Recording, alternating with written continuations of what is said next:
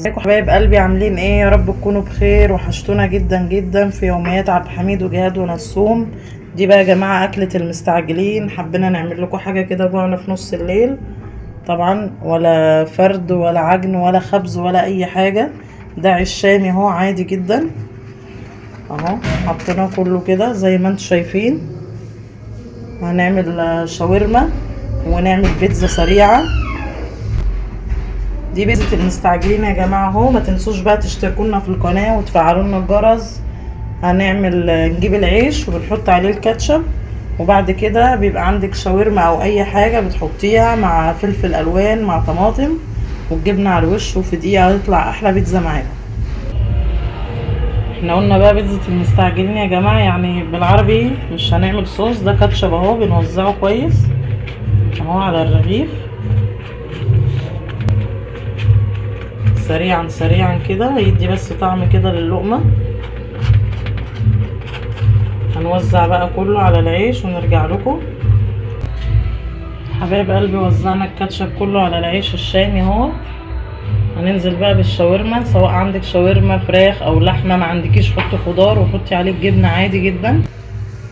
وزعنا بقى الشاورما الفراخ كلها كده.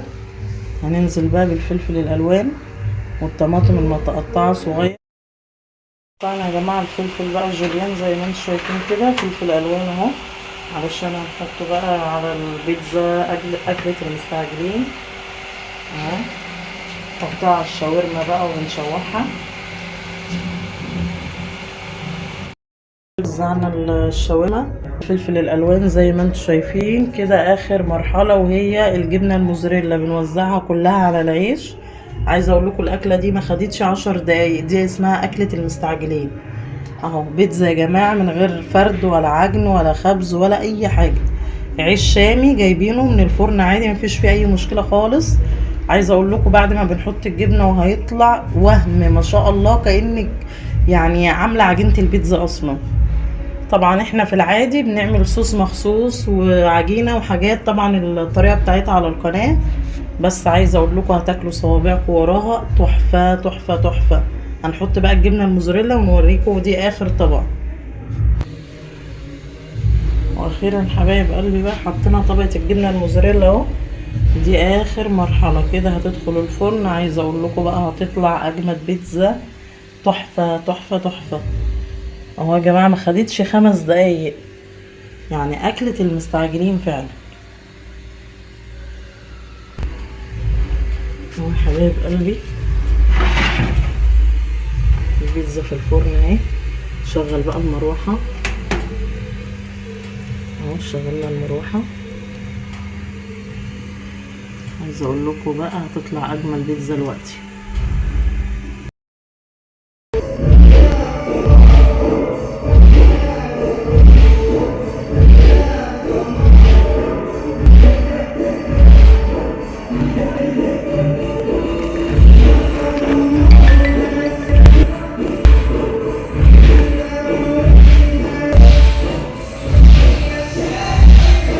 انا مش هاكل